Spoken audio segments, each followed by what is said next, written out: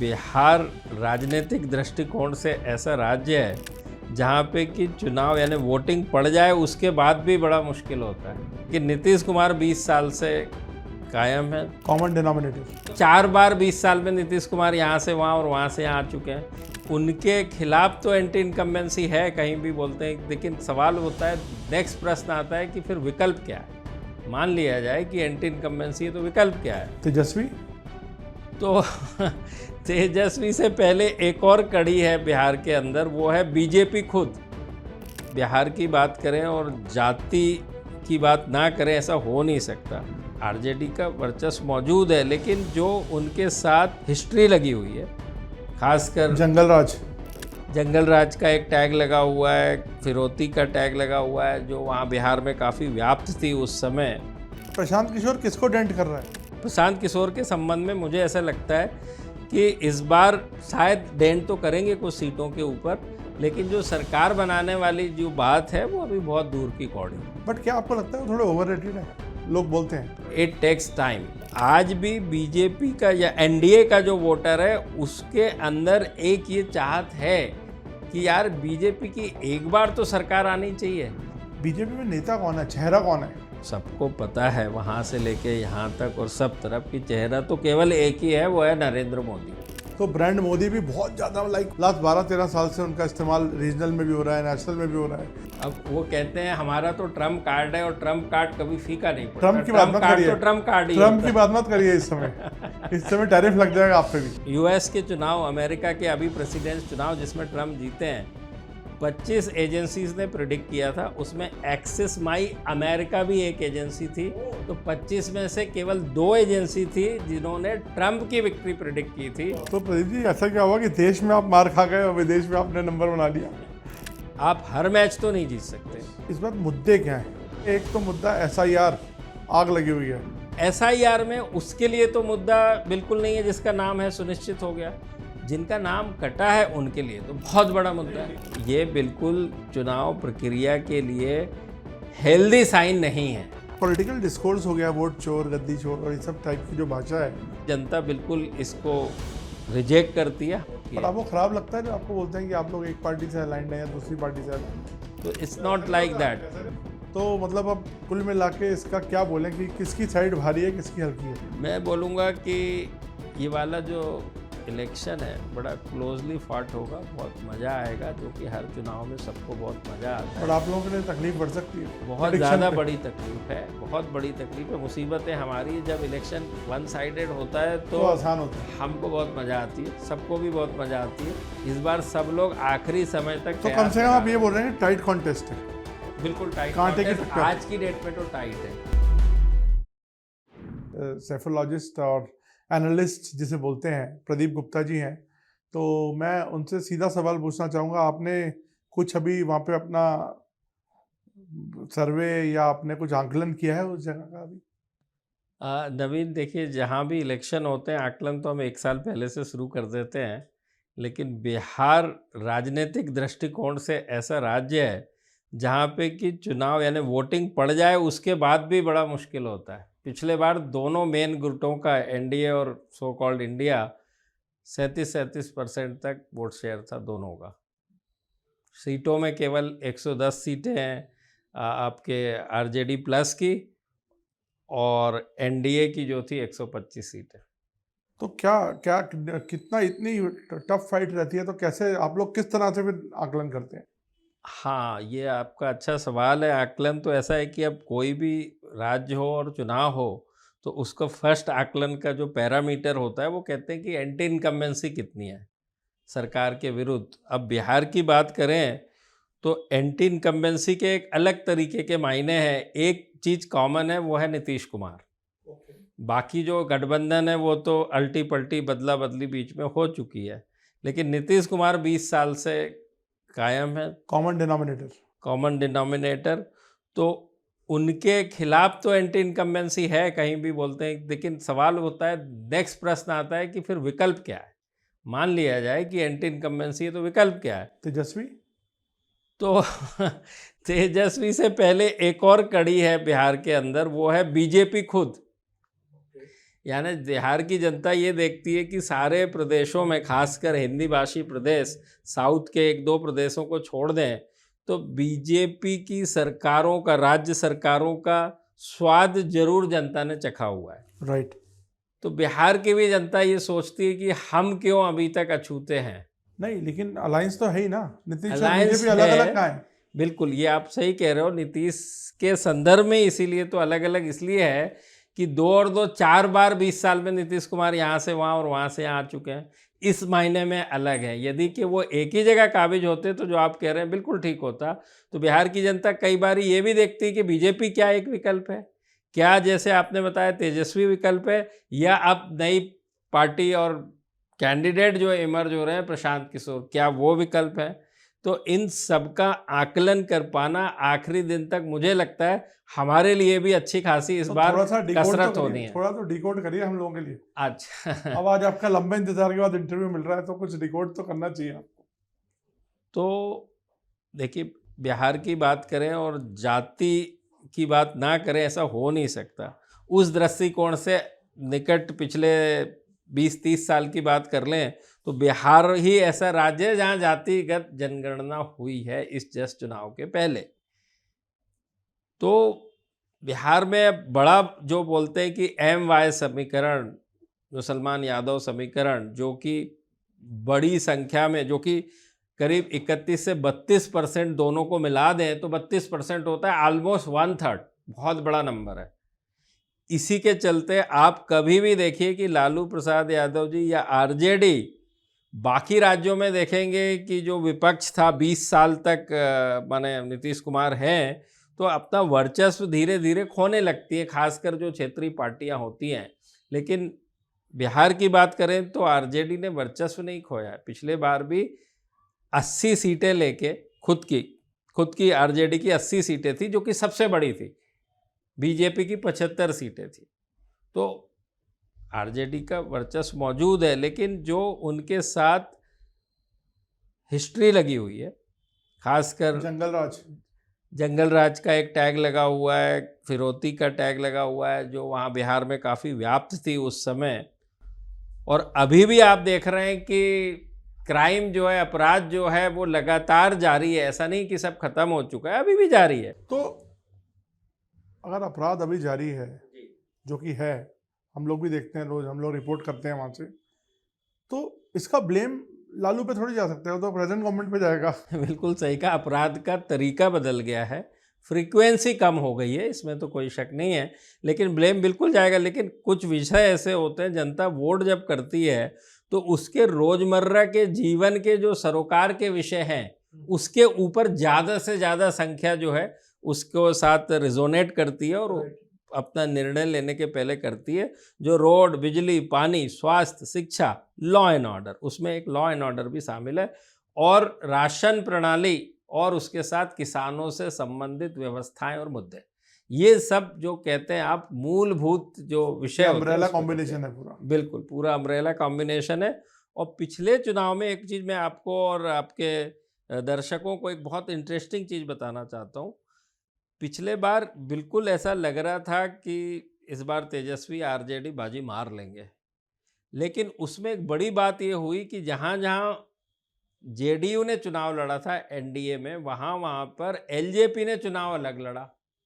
LJP ने चुनाव अलग लड़ा, उसी के चलते आप देख पा रहे थे कि दोनों एनडीए और आरजेडी प्लस बहुत करीब वोट शेयर के मुकाबले और सीट शेयर के मद्देनज़र भी पास थे। आपकी जानकारी के लिए मैं बताऊं, यदि एलजेपी अभी की तरह एनडीए के साथ चुनाव लड़ती तो उन्होंने 33 सीटों के ऊपर नीतीश कुमार की सीट के ऊपर डेंट किया। तो जो 125 सीटें आपको दिखती है मेजॉरिटी मार के एकदम करीब, वो हकीकत में 30 सीट और बढ़ा लीजिए, उसमें एनडीए की जो सीटें होती 125 प्लस 33, 138 सीट्स आती। तो अभी तो एलजेपी साथ है, अब एलजेपी साथ है, तो तो इसका वही मैंने मतलब आपको लगता है कि वो रेप्लिकेट हो सकता है क्या? मैं वही कह रहा हूँ, अब रिप्लिकेट, एक फिनोमिना तो ये आपने देख लिया, अब दूसरा फिनोमिना प्रशांत किशोर का आ गया इस बार। बट प्रशांत किशोर किसको डेंट कर रहा है, ये भी तो एक बड़ा ये सवाल है। बहुत बड़ा सवाल है। यदि ये अपने आप में एक सवाल, बहुत, जो प्रशांत किशोर खुद बोलते हैं ज़मीन पे जब पत्रकारों ने, आप लोगों ने पूछा, तो ये कहते हैं वो कि या तो मेरी 10 से कम सीटें आएँगी, यानी कुछ भी नहीं आएँगी, 10 से कम सीटें, या मैं मेजॉरिटी करूँगा। सर आप तो साइंटिफिक डेटा पे बिलीव करते हैं, जी। वो क्या कहते हैं और क्या नहीं कहते हैं वो तो सबको पता है। चुनाव में तो सब क्या क्या कहते हैं और क्या क्या करते हैं, उसके कुछ जाता नहीं है। आपको लगता है कि उनके पास वो क्षमता है कि वो किसी को डेंट कर पाए? क्योंकि जो जो पुराने वहाँ के खाटी पत्रकार जिसको बोलते हैं वो हैं, उनका कहना ये है कि अभी उनके अंदर वो उस तरह की वो पावर नहीं है कि वो जो वहाँ की ट्रेडिशनल पार्टीज हैं उनको कहीं ब्रेक इन कर पाए। मैं सबको यही कहता हूँ कि लाइफ में जब आपको ग्रेजुएट करना है तो 15 साल लगते हैं ना, 12 प्लस 3, एक पहली क्लास पहली सीढ़ी चढ़ने से 3 लगते हैं। चाहे आप बीजेपी का उदाहरण ले लीजिए, 80 में शुरू होने के बाद 96 में सरकार बना पाए थे, वो भी मिली जुली। आप जितने भी उदाहरण लेंगे बस आप ये कांग्रेस पाएंगे। कांग्रेस एक डिस्टिंक्शन है। तो कांग्रेस तो डे वन से चालू हुई है, तो यस। उसमें डिस्टिंक्शन का कोई सवाल, वो तो कोई था ही नहीं, हम राइट। अकेले ही हैं, तो फिर क्या राइट सवाल राइट। उठता है। तो प्रशांत किशोर के संबंध में मुझे ऐसा लगता है कि इस बार शायद डेंट तो करेंगे कुछ सीटों के ऊपर, लेकिन जो सरकार बनाने वाली जो बात है वो अभी बहुत दूर की कौड़ी है। लेकिन लोगों ने बोला कि वोट काटने वाला फिनोमेना उनका रहेगा। जैसे जिसको जेडीयू ने सीट नहीं दी, जिसको आरजेडी ने दी नहीं दी, बीजेपी को नहीं दी, तो उसको वो दे देंगे और वोट काट देंगे, ऐसा? नहीं, बिल्कुल वोट जरूर काटेंगे, बट कितनी और किन सीटों पे काटेंगे ये एक सवाल हो सकता है। वोट तो काटेंगे, इसमें कोई शक नहीं है, बट सवाल, क्योंकि कुछ सीटें तो ज़रूर ऐसी होती हैं जो 2-4% के वोट शेयर से हार और जीत होती है, तो कम से कम 5% से ज़्यादा की पार्टी तो होनी चाहिए फर्स्ट टाइम के हिसाब से, मुझे ऐसा आज की डेट में लगता है। भीड़ तो बहुत हो रही है। हाँ, भीड़ इसलिए हो अब रही है भीड़ की कि तो कोई पैमाना है नहीं वैसे हिंदुस्तान भीड़ में। का एक पैमाना नहीं है, दूसरा वो 2 साल से मेहनत कर रहे हैं, यात्राएं कर रहे हैं, तो अच्छा खासा उन्होंने एक मोमेंटम बनाया हुआ है। बट बात वही होती है कि रैली और वोट मिलना दो अलग विषय क्योंकि होते वो हैं। बिहार में नीतीश कुमार के साथ भी काम कर चुके हैं। मुझे याद है कि उन्होंने गठबंधन भी कराया था, जो महागठबंधन बना था। बिल्कुल। तो उसके पास वो वेयरविथॉल तो है, नॉलेज तो है खेलने की। अब वो कितना खेल पाते हैं या नहीं खेल पाते, ये आप बोलना चाहते हैं? मैं ये बोलना चाहता हूँ कि एक होता है प्लेयर, और लेकिन यहाँ प्लेयर से बड़ा जो दूसरा प्लेयर है जो आपकी सरकार बना रहा है वो जनता है।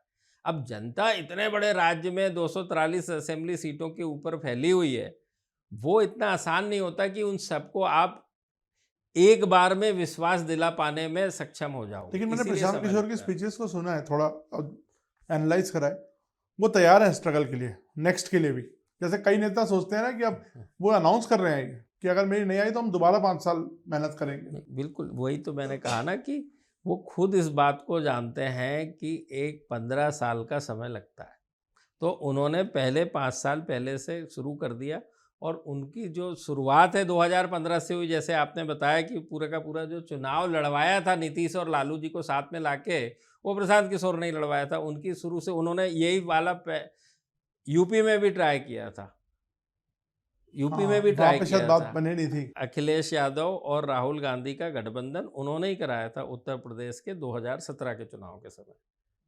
बट क्या आपको लगता है वो थोड़े ओवररेटेड है? लोग बोलते हैं। नहीं, देखिए, दो चीज़ें मैं वापस यही कहना चाह रहा हूँ कि एक है मीडिया, दूसरा है पॉलिटिकल पार्टीज़। तो मीडिया और पॉलिटिकल पार्टीज़ के में वो पिछले 2012 से तो नज़र आ रहे हैं, घूम रहे हैं, तो इसके लिए आपको लगता है ऐसा है कि वो हैं। लेकिन जब मैंने वापस कहा ना कि वो जनता, 8 करोड़ जनता के सामने तो सोचने में समय लगता है ना, ये मैं नहीं कह रहा अच्छे या खराब है, समय लगता है। All I am saying is that मतलब इट इम्प्रेशन, टेक्स एक टाइम, इम्प्रेशन बनाने में टाइम लगेगा। It takes time. सर अब मैं वापस आपकी बात पे आता हूँ। आपने अपने ओपनिंग रिमार्क्स में बोला कि बीजेपी भी एक फैक्टर है जो जेडीयू और नीतीश के अलावा लोग देख रहे हैं। इसको थोड़ा सा इलेबोरेट करें, ये मेरे को थोड़ा सा कंफ्यूज कर रहा है। हाँ, इसमें देखिए, बिल्कुल जैसे हम लोग अभी वहाँ पर हैं, मौजूद हैं, बिहार में काम कर रहे हैं, तो सबकी एक ये ज़रूर, ऑफ कोर्स वो जो बीजेपी या एनडीए का वोटर होता है और एक महागठबंधन का जो वोटर है, एक प्रशांत किशोर का वोटर है, तो आज भी बीजेपी का या एनडीए का जो वोटर है उसके अंदर एक ये चाहत है कि यार बीजेपी की एक बार तो सरकार आनी चाहिए। ऐसा कैसे हो सकता है कि हम नीतीश कुमार को मान लो 20 साल से देख रहे हैं, तो बीजेपी को हमको एक भी बार देखने का अवसर नहीं मिलेगा और हम सीधे किसी और को वोट कर देंगे जाके। ये बीजेपी और एनडीए वालों का ये बिल्कुल खुल के ओपनली ये वार्तालाप होता है और वो कहते हैं कि एक बार तो बीजेपी की सरकार, वो कहते हैं एक बार तो बीजेपी की सरकार, वो बोलते हैं ना कि एक बार स्वाद तो चख लें। जब पूरा का पूरा देश इसको देख रहा है, बोल रहे हैं बीजेपी वाले, तो एक बार हम भी देख लें कि उसमें कैसी बट बीजेपी एक की बार सरकार बताइए होती है। सर, बीजेपी में नेता कौन है, चेहरा कौन है? वहां पे तो जबरदस्त गुटबाजी है जो मेरे को बाहर से देखने को दिखता है। नहीं, मैं वही कह और रहा एक और हूँ। बात और कि वहाँ के शीर्ष नेतृत्व ने तो बोल दिया कि हम नीतीश जी को आगे करके लड़ेंगे, देखिए तो सवाल ही कहाँ उठ रहा है ये वाला? नवीन, ऐसा है कि जो आपने बोला चेहरा कौन है, तो सबको पता है वहाँ से लेके यहाँ तक और सब तरफ कि चेहरा तो केवल एक ही है, वो है नरेंद्र मोदी। बिहार में भी हर जगह नरेंद्र मोदी। बीजेपी की जहाँ तक बात करें तो कोई चेहरा उनके इर्द गिर्द कहाँ आते दिखता है? आप दूसरे राज्य देख लीजिए, है ना? तो वो राजस्थान जब इन्होंने जीत लिया, छत्तीसगढ़ जीता। छत्तीसगढ़ में तो कोई नहीं था ना जब कांग्रेस की सरकार चल नहीं, रही रमन है। सिंह थे और सब। नहीं, वो तो 3 बार के, वो कोई चेहरा नहीं थे रमन सिंह। हाँ, ये मध्य प्रदेश में शिवराज सिंह चौहान आप जरूर कह यस सकते हैं कि यस। वो मुख्यमंत्री थे और वो कह सकते हैं कि वो चेहरा है, लेकिन वहाँ पर तो भूपेंद्र बघेल की कांग्रेस की सरकार थी और सामने तो कोई चेहरा नहीं था और स्ट्रांग थी। और स्ट्रांग थी। उसके बावजूद बिना चेहरे के बीजेपी ने बाजी मार ली, जो कोई कह नहीं रहा था कि बट सर, बीजेपी आपको आएगी। लगता नहीं जैसे एक ब्रांड ओवर यूज हो जाता है, तो ब्रांड मोदी भी बहुत ज्यादा मतलब बहुत ज्यादा लास्ट 12-13 साल से उनका इस्तेमाल रीजनल में भी हो रहा है, नेशनल में भी हो रहा है। अब वो कहते हैं हमारा तो ट्रम्प कार्ड है और ट्रम्प कार्ड कभी फीका नहीं पड़ता। ट्रम्प की बात ट्रम्प मत कार्ड करिए, तो ट्रम्प कार्ड ही ट्रम्प होता की बात मत करिए इस समय। है। इस समय टैरिफ लग जाएगा आप पे भी। मैं वही कह रहा हूँ, वो तो लग चुका है। इंडिया पे लगा है, यानी कि हम पे भी लग चुका है। प्रदीप गुप्ता के ऊपर भी टैरिफ लग चुका है। आपकी जानकारी के लिए मैं बता दूं, on a lighter note, on a reality, US के चुनाव, अमेरिका के अभी प्रेसिडेंट चुनाव जिसमें ट्रम्प जीते हैं, 25 एजेंसीज ने प्रिडिक्ट किया था, उसमें एक्सिस माई अमेरिका भी एक एजेंसी थी। तो 25 में से केवल 2 एजेंसी थी जिन्होंने ट्रम्प की विक्ट्री प्रिडिक्ट की थी वो आप थे उसमें। और 23 उसमें से एक एक्सिस माई अमेरिका थी और एक ब्राज़ील की कंपनी थी एटलास, और 23 जो कंपनियां थी, एजेंसीज जो थी, वो कमला हैरिस को जितवा रही थी। तो प्रदीप जी, ऐसा क्या हुआ कि देश में आप मार खा गए और विदेश में आपने नंबर बना लिया? ऐसा देखिए, कैसे? मार का तो हमारा नहीं जहाँ देखिए, तक बिल्कुल सही है, मैं बताता हूँ। I am just putting a नहीं क्वेश्चन नहीं, मार्क, है ना? बहुत अच्छा है सर, आपका सवाल बहुत अच्छा है कि ये हम तो इसको एक मैच की तरह लेते हैं, एक स्पोर्ट्स की तरह लेते हैं, ठीक है ना? आप हर मैच तो नहीं जीत सकते। जहाँ तक ट्रैक रिकॉर्ड का सवाल है, तो हमने 80 चुनाव में प्रेडिक्शन किया है, जिसमें अभी तक 74 6 अवसरों पर हम सही नहीं हुए स्ट्राइक हैं। रेट तो काफी जबरदस्त है। तो 90 के ऊपर का स्ट्राइक रेट है और अमेरिका में पहली बार चुनाव का प्रेडिक्शन तो किया वहां था। पे आपको कुछ वाहवाही मिली? वहाँ पे वाहवाही इतनी मिली कि जो कोर टीम थी ट्रम्प सरकार की, उन्होंने बुलाया था इनॉग्रेशन के लिए, मैं गया था वेरी गुड। और सभी लोगों से मिला था। उसकी दो, तस्वीरें आप जरूर हमारे को शेयर करिएगा। मैं जब तस्वीरें मतलब, आप हाँ बोले तो मैं अभी दिखाऊंगा आपको, आप हाँ, देखिएगा। तो इस तरह से है, तो मतलब आपका प्रिडिक्शन बिल्कुल सटीक रहा वहाँ का। एकदम सटीक था। तो ट्रम्प के उधर हाथ में उधर रिपोर्ट थी। उधर आसान था, वहां तो जाति समीकरण वगैरह इतने मुश्किल नहीं है क्या? वह कि रिलेटिवली कुर्मी आसान कौन है। है और एक जातिगत नहीं है, दूसरी चीज 2 ही पार्टी है, तीसरी चीज वहाँ का सिस्टम ऐसा है कि 50 जो राज्य हैं, जिस राज्य में एक वोट भी यदि आपकी पार्टी को ज़्यादा मिला तो सारी सीटें वहाँ पे दे दी जाती है, उस पार्टी को दे दी जाती है। मैं वापस इंडिया पे आता हूँ क्योंकि चर्चा अभी बिहार की हो रही है सर। तो मैं अब आपसे अगर पूछूं कि पलड़ा किसका भारी है, तो अभी आप इस सिचुएशन में हैं बताने के? देखिए, पलड़ा भारी तो ऐसा है कि आज के हिसाब से, जब हम आज की के डेट। हिसाब से भी मैं वही कह रहा हूँ नवीन, कि मैंने बताया ना, इतने सारे फैक्टर वहाँ पे, इतनी सारी जातियाँ हैं। एक तो आप वहाँ पर जाति कितने क्या फैक्टर्स है? सबसे पहला तो जाति है, दूसरा है नंबर ऑफ पार्टीज। सर लेकिन ये बड़ी विडंबना नहीं है कि 70 साल बाद, 80 साल बाद भी हम बात कर रहे हैं तो जाति की बात कर रहे हैं? नहीं, देखिए नवीन, आप सब लोग ये कहते जरूर हैं कि हम जाति की बात करते हैं, लेकिन हकीकत जानिए, आप उसको उस नज़रिए से लीजिए जो वोटर सोचता है। वोटर की साइकोलॉजी क्या है जाति कि के ये संदर्भ। यादव है तो मैं उसको वोट नहीं दूंगा? नहीं, वैसे नहीं है। एक वोट देना क्या प्रक्रिया है कि आप अपना जन प्रतिनिधि चुन रहे हैं। जन प्रतिनिधि कौन है? जो आपकी आशाएं, आकांक्षाएं, अपेक्षाओं को समझे, आपका कल्चर समझे, आपकी भाषा को समझे, आपकी ज़रूरतों को समझे, वो आपका जनप्रतिनिधि है। हकीकत में जनप्रतिनिधि है, मेरा जनप्रतिनिधित्व कर रहा है जो भी लीडर है। तो जो यदि मेरी जाति का है, मैं खुद भी सोचता हूँ इस मामले में, जो मेरे बीच का है, जो मेरे समुदाय, परिवार, जाति इनको समझता है, तो मैं उसको वोट क्यों ना दूं भाई? क्या दिक्कत है उसमें?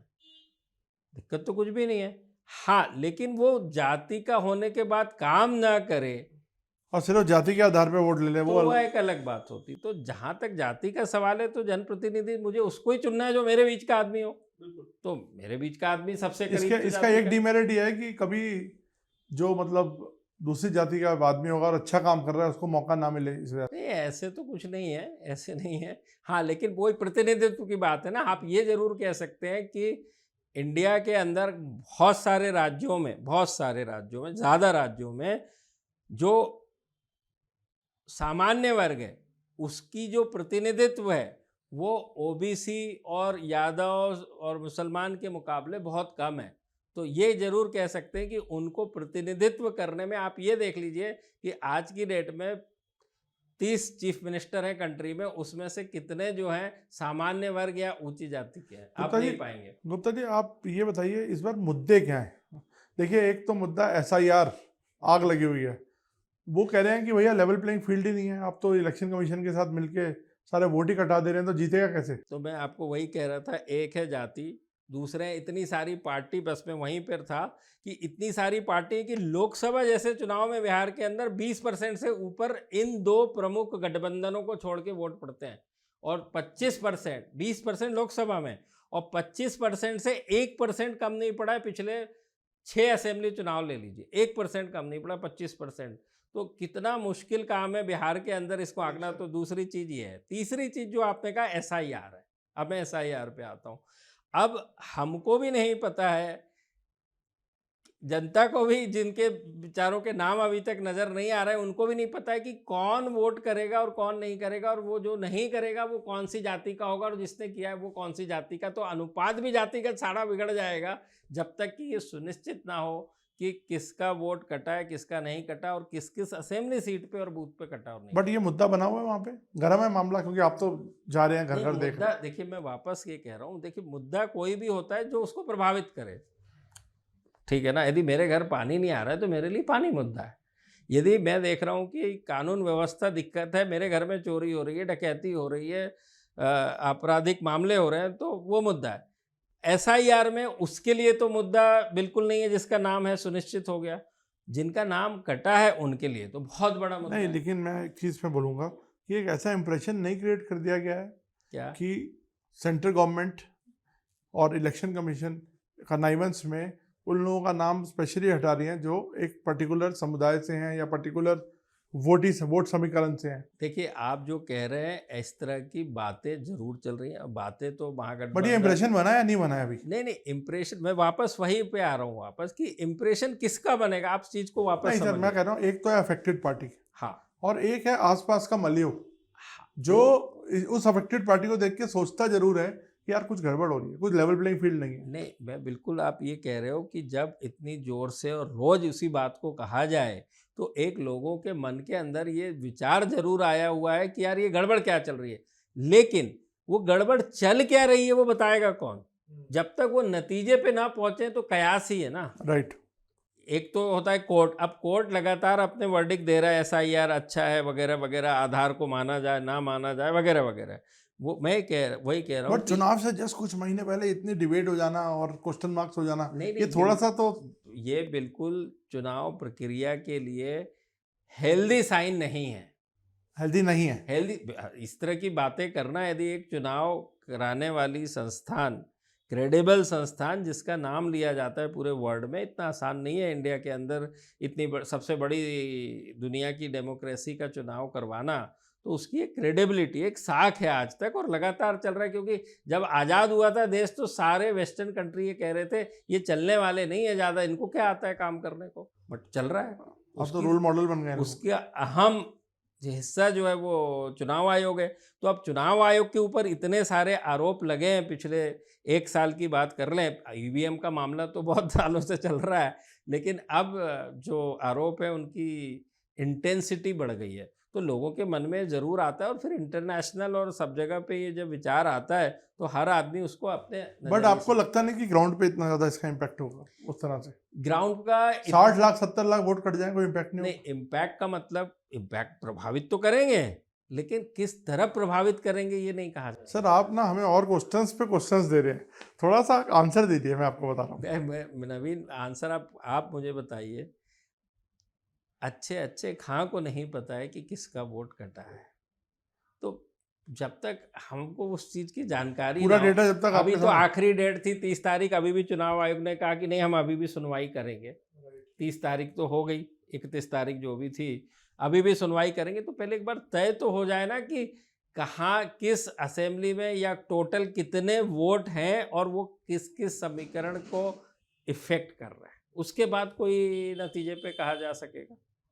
एक और मुद्दा बार बार उठता है, वो प्रशांत किशोर ने उठाया और मैं देख रहा हूँ उसको इन लोगों ने भी उठा लिया, आरजेडी और कांग्रेस अलायंस ने, कि फैक्ट्री की बात करते हैं गुजरात में और विक्ट्री की बात करते हैं बिहार में, ऐसा नहीं होने देंगे। या इस पर ये वाला मुद्दा कुछ आपको लगता है बन रहा है किसी तरह?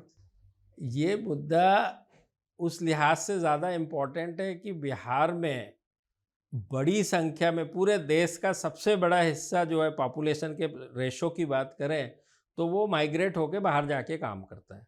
उसमें महाराष्ट्र, गुजरात और साउथ और इवन नॉर्थ ईस्ट में हमने खूब देखा हुआ कि अरुणाचल प्रदेश में भर भर के बिहारी हैं, जबकि अरुणाचल प्रदेश की एक अलग वो है, तासीर है, बट फिर भी वहाँ पर भी पंजाब में भी है।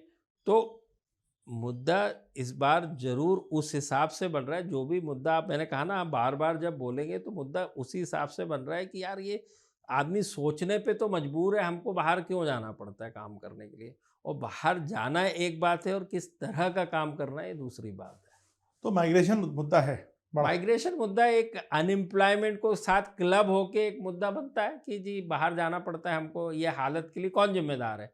तो उसमें तो फिर आज़ादी से लेके अभी तक आप पाएंगे कि सभी जिम्मेदार हैं, जिन्होंने भी सरकार वहाँ रूल किया। सर एक और फैक्टर है एलजेपी, जिसकी बात हमने भी की थी।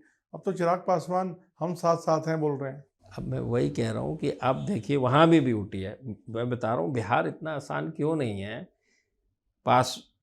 चिराग पासवान, उसका मतलब है वो कैटर करते हैं पासवान कम्युनिटी को। बिहार में 16% के करीब शेड्यूल कास्ट यानी कि दलित समुदाय है। उसमें करीब करीब 5 और 6 5% जो है दलितों का, वो पासवान है। वो उसको कैटर करते हैं, उन्हीं की राजनीति इतने दिनों तक की थी और उनको उनके वोट मिलते हैं, इसमें कोई शक नहीं, बट वो 5% है। और पिछली बार जैसे उनको 1 सीट मिली, आप ये देखिए। तो कितना फर्क करते हैं ये सवाल उठता है। फर्क तो करते हैं बट सवाल है कितना। तो कोई सर्टेन आंसर अभी मिलना बड़ा मुश्किल है। मैं कह रहा हूं कि चुनाव के वोटिंग दिन बाद तक भी भी मुश्किल होगा, क्योंकि बिहार में वोटर टर्नआउट भी बहुत बड़ी चीज है, क्योंकि माइग्रेट लोग होते हैं। वोटर टर्नआउट में भी आपको मैं बताऊं, पिछले चुनाव में 3 फेस में हुआ। पहले फेस में 6% पुरुषों ने ज्यादा वोट किया। दूसरे फेस की जिन सीटों के ऊपर हुआ, दोनों ने बराबर किया। और तीसरे फेस में 14% महिलाओं ने ज्यादा वोट किया। अब आप समझिए चीज को। तो बिहार इतना आसान नहीं है demographically and geographically to predict with full conviction के साथ। अच्छा, नीतीश कुमार पे आते हैं सर। उनकी बीमारी भी एक इशू बना हुआ है। बीमारी या ना बीमारी अभी अब कोई कंफर्म नहीं कर सकता। यानी स्वास्थ्य एक इशू है। स्वास्थ्य एक इशू है और कुछ एक्शन उनके पब्लिक में ऐसे हुए जिसको लेके संदेह कर रहे हैं लोग। संदेह कर रहे हैं, बिल्कुल ठीक तो है। नीतीश कुमार एक फेस रहे, जैसा आपने बताया 20 साल से, स्पेशली अमंग द वुमेन, शराबबंदी की। तो नीतीश की हेल्थ भी कहीं परकुलेट हो रहा है मैं नीचे। बताता हूँ नीतीश कुमार की जो बहुत सारे प्रगति के सब काम होते हैं, बट 3 बड़ी चीज मैं बताता हूँ जो कि 3 अलग अलग समय पर हुई है। जो पहला टर्म था बीजेपी के साथ 2005 से लेके 10 तक, उसके अंदर उन्होंने लॉ एंड ऑर्डर के ऊपर सबसे ज़्यादा जोर किया, बहुत अच्छा काम हुआ उसमें। दूसरा जो टर्म था उसके अंदर सबसे ज़्यादा महिलाएं और बच्चे और ईबीसी का गठन हुआ। तो backward class, economically backward class, extra backward class, वो एक उन्होंने पूरी की पूरी डेमोग्राफी क्रिएट करी। और महिलाओं को, मुझे पता है जब हम 2015 के चुनाव में वहाँ पर काम कर रहे थे, मैंने खुद वोट सर्वे करता हूँ, तो महिलाओं को और खासकर बच्चियों को जो साइकिल उनकी भयंकर फेमस थी, और वो उस चुनाव को दोनों ने नीतीश लालू के कंबाइंड में बड़ी 2/3 वो तो मेजॉरिटी खैर से ज़्यादा से जाति जीता। समीकरण भी जबरदस्त 2/3 मेजॉरिटी से ज़्यादा से जीता। तो दूसरा चुनाव था महिलाओं का, पहला चुनाव था लॉ एंड ऑर्डर का। तीसरा जो टर्म में उन्होंने जो मिक्स रहा, कभी आरजेडी के साथ कभी बीजेपी के साथ, उसकी छवि धूमिल होनी चालू हुई, और वहाँ पर भी कुछ अचीवमेंट था, वो था बिजली का। बिजली चुनाव के अंदर बिजली सप्लाई, कितने घंटे बिजली आती है, वो था। अब ये जो चौथा टर्म है, ऐसा कुछ बताने के लिए नीतीश कुमार के पास नहीं है कि इतना बड़ा अचीवमेंट जो इतना मादा रखता हो। हर घर नल योजना आई है, लेकिन हर घर नल वाली जो योजना है तो वो सेंटर की है। केंद्र सरकार के क्रेडिट वो उसको तो जाती मतलब है, कोई केंद्र स्टेट स्पेसिफिक नहीं है। जी। तो मतलब अब कुल मिला के इसका क्या बोलें कि किसकी साइड भारी है, किसकी हल्की है? मैं बोलूँगा कि ये वाला जो इलेक्शन है बड़ा क्लोजली फॉट होगा, बहुत मज़ा आएगा, जो कि हर चुनाव में सबको बहुत मज़ा आता बट है। आप लोगों के लिए तकलीफ बढ़ सकती है बहुत प्रेडिक्शन ज़्यादा पे। बड़ी तकलीफ है, बहुत बड़ी तकलीफ है। मुसीबत है हमारी, जब इलेक्शन वन साइडेड होता है तो तो आसान होता है। हमको बहुत मज़ा आती है, सबको भी बहुत मज़ा आती है। इस बार सब लोग आखिरी समय तक तो कम कयास से कम लगा आप ये बोल रहे हैं टाइट कॉन्टेस्ट है, बिल्कुल टाइट कांटे की कॉन्टेस्ट, टक्कर। आज की डेट में तो टाइट है। एज वी प्रोग्रेस, यहाँ से 1.5 से 2 महीने का चुनाव बाकी है, समय बाकी है, तो उसके अंदर जनरली हमने देखा है कि जो भी लोग बाग अपना मन बनाना चालू कर लेते हैं, जैसे ही गठबंधन और गठबंधन की सीटें तय हो जाएंगी ना, कौन कहाँ से कितना लड़ेगा, हम लोगों ने देखा है कि उसके बाद से लोगों की राय अपनी क्लियर बट हो ये जो जाती एक है। पॉलिटिकल डिस्कोर्स हो गया, वोट चोर, गद्दी चोर और ये सब टाइप की जो भाषा है, इस तरह का डिस्कोर्स वहाँ पर कभी, और आज जैसे हमने देखा कि माता जी पे भी बोला किसी ने, पीएम साहब की, उन पे आज उन्होंने, पीएम साहब ने शायद एक बड़ा बयान भी दिया है। तो इस तरह का डिस्कोर्स कहीं ना कहीं आपको लगता नहीं एक इरोजन दिख रहा है? मैं ये कह और सकता दोनों हूँ तरफ कि से है, मैं एक तरफ से नहीं है नहीं, ये। बिल्कुल सही कह रहे हैं आप। कुल मिला के जो स्तर है, स्तर की गिरावट है, चाहे कोई भी बोले, गलत भाषा का लालू इस्तेमाल नीतीश करे। की भी राइवलरी थी और जबरदस्त वाली थी, लेकिन इस तरह का भाषा मुझे ऐसा लगता है जो पुराने समय में कहते थे, उसको लोगों ने गलत तरीके से इस्तेमाल करके कि साम दाम दंड भेद, यानी हम किसी भी स्तर पे जाएंगे तो जी, उन्होंने कहा कि चलेगा। सब चलेगा, ऐसा वो सोचते हैं, जबकि जनता बिल्कुल इसको रिजेक्ट करती है। हमने बहुत सारे चुनाव देखे हुए हैं जहां पर भी इस तरह की भाषा, इस तरह का विषय और इस तरह की अप्रोच का इस्तेमाल किया गया है, ज़्यादा करके देखा गया है कि वो पार्टी ने हार का सामना तो किया अब है। भद्रता बर्दाश्त नहीं है लोगों को, नहीं, बिल्कुल नहीं है। ये हमने देखा है। आपने कहीं कुछ उदाहरण अपने पास है क्या? एग्रेशन भी, इस तरह का नेगेटिव एग्रेशन और निचले स्तर की राजनीति लोग पसंद नहीं करते हैं जमून में। खासकर महिलाएं जो बड़ा वोटर है, आप भी जानते हैं कि घर में महिलाएं कोई नहीं चाहती हैं इस तरह की बातें सुनना और करना। मैं लास्ट सवाल आपसे पूछ रहा हूँ, थोड़ा सा अगर आप हमारी पब्लिक को समझाएंगे कि किस तरह से आप अपना फाइनल फर्स्ट स्टेप से लेके लास्ट स्टेप तक, अगर छोटे से संक्षिप्त में आप बता सकते हैं तो बताइए फर्स्ट स्टेप से लास्ट स्टेप तक क्या? कि कैसे आप एग्जैक्ट फिगर्स तक आते हैं और पहुंचते हैं, क्योंकि लोग ये जानना चाहते हैं कि साइंस है क्या। हाँ, साइंस बस संक्षेप में बता देता हूँ। हम क्या है, रिसर्च करते हैं। रिसर्च मतलब जो ऑलरेडी मौजूद है उसको ही डिस्कवर करना है। तो 100 डेमोग्राफी के हिसाब से या ज्योग्राफी के हिसाब से जो 100 वोट होते हैं, उसको उसी अनुपात में यदि हम इंटरव्यू करें, एक विधानसभा असेंबली कंस्टिट्यूएंसी में 2 लाख के आसपास एवरेज वोटर होते हैं, हम 200 लोगों से बात करते हैं, इसका मतलब हम 1,99,800 को छोड़ रहे हैं, उनसे बात नहीं कर रहे। राइट। तो वो 200 कौन हो? तो जब बच्चा पैदा होता है ना, डेमोग्राफी क्या होती है, आप सबसे पहला क्या करते हैं, ऐसे उठा के देखते हैं ये आदमी है कि औरत है, मेल है कि फीमेल है, राइट? तो सबसे पहला है मेल और फीमेल, उसको उस अनुपात में लिया जाए 200 का। दूसरा, जैसे ही बच्चा बड़ा होने को बोलते हैं ये इसकी उम्र क्या हो गई, स्कूल जाने का समय आ गया, तो उम्र, एज ग्रुप देखते हैं। आज की डेट में यंग इंडिया बहुत बड़ी संख्या में मौजूद है। पुराने जो सीनियर सिटीजन, खासकर 65 के ऊपर, अब 10% से कम रह गए, 10% से कम। बिहार में? बिहार में भी, सब जगह, पूरे देश की बात कर रहा हूँ, बिहार में भी वही है, 10 से कम, 65% मतलब मैक्सिमम वोटर यूथ है। मैक्सिमम वोटर यूथ है। दो बात तो यूथ एज ग्रुप हो गया। तीसरा, जैसे ही उम्र हुई तो बोलते हैं अब इसने पढ़ाई क्या करी है, एजुकेशन। जैसे ही एजुकेशन हुई तो आदमी बोलता है काम क्या करता है, तो उन्होंने कहा काम यानी ऑक्यूपेशन। जैसे ही ऑक्यूपेशन की बात आई तो बोलते कमाता कितना है, यानी कि इनकम ग्रुप। तो बहुत ये नेचुरल एक एवोल्यूशन तो है। ये जो 6 डेमोग्राफी है, इसमें 3 कॉमन, 3 यूनिक है। और इसके साथ साथ बड़ी चीज़ है बिहार और इलेक्शन के संबंध में जातिगत समीकरण। तो उन 200 में इनका रिप्रेजेंटेटिव प्रतिनिधित्व यदि आपने ले लिया है और ईमानदारी से काम किया, मेहनत से काम किया हुआ है, तो हमारे लोग और एक्सिस माई इंडिया की टीम को पूरा क्रेडिट है। हम उसको बोलते हैं मिलिट्री टाइप ऑफ फंक्शनिंग, जब कोई ऐसे थोड़ी बता देता है कि इसको वोट पर किया है। आपको खराब लगता है जो आपको बोलते हैं कि आप लोग एक पार्टी से अलाइंड हैं या दूसरी पार्टी से अलाइंड हैं? हम कभी भी ओपिनियन पोल करते नहीं, पार्टी से अलाइंड या नॉट अलाइंड का सवाल नहीं। देश में ऐसी कोई पार्टी नहीं है जिसके लिए हमने चुनाव के पहले एडवाइजरी कंसल्टिंग ना की हो, कोई भी नहीं ऐसी। तो इट्स तो नॉट लाइक दैट। ऐसा नहीं होता कि ए पार्टी और बी पार्टी को आप दोनों को एडवाइस कर रहे हो एक टाइम पे? नहीं, ऐसे तो कभी हो नहीं सकता कि एक वकील दोनों कंपीटिंग वही। पार्टी को तो नहीं कर सकता, ऐसे कभी नहीं हुआ। बट लेकिन at one point of time कभी ना कभी आपने बस सबसे मैं इतना बता रहा हूँ, जो 6 चुनाव हमारे गड़बड़ हुए हैं उसमें से हमने 5 बार बीजेपी को हारते हुए जिताया दिखाया था और वो बीजेपी जीती है 5 बार। एक बार केवल बंगाल में ऐसा हुआ था जहां पर कि हमने बीजेपी दोनों को बराबर दिखाया था और टीएमसी जीती थी।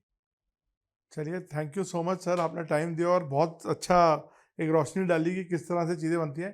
क्योंकि सबके मन में ये सवाल होता है कि महज 200 लोगों को जानने से क्या हम एक एग्जैक्ट पिक्चर ला सकते हैं? तो एक और मैं चीज़ पूछूंगा, आपने ये बोला कि 200 हैं, आपको लगता नहीं जैसे कई बार डिफरेंसेस आ रहे हैं, गड़बड़ हो जाती है, आपको लगता नहीं इसका सैंपल साइज और थोड़ा बढ़ाना चाहिए? नहीं, लेकिन उसके लिए रिसोर्सेज बहुत ज़्यादा चाहिए। नहीं, सैंपल साइज बढ़ाना सोल्यूशन नहीं है।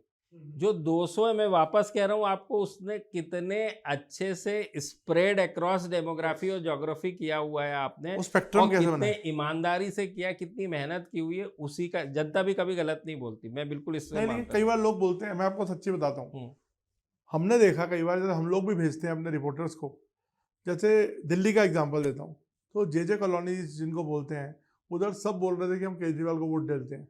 जब हमने बाद में देखा तो पूरा पैटर्न चेंज था, वहाँ सारा बीजेपी को वोट डाला हुआ मैं था। वही कह रहा हूँ तो वो कि डर के बोल रहे थे या फिर नहीं, वो जो नहीं, लाभ मिलता है उस लाभ के चलते बोलते थे? देखिए मैं आपको बता रहा हूँ, क्योंकि उसमें वो नहीं है, जिसका जो काम है ना वो अच्छे से करता है। एक जो डॉक्टर होता है ना, एक एक्सरे को 10 सेकंड से कम में वो हड्डी बता का देता है। हेयरलाइन फ्रैक्चर देख पाता है। तो राइट। जब आपने बताया कि आपके रिपोर्टर का वो काम नहीं है ना, यस। उसको किस तरीके से बात उसकी करनी है, एक्सपर्टीज नहीं कैसे है। करनी है, उसका एक तौर तरीका होता है। यदि वो घर में बैठ के शांति, उसको ये विश्वास दिला पाए आप कि डरने की जरूरत नहीं है, मैं आपके लिए कुछ ना कुछ वैल्यू लेके आया हूँ, आप, तो फिर वो एक प्रोसेस होती है, प्रोसेस।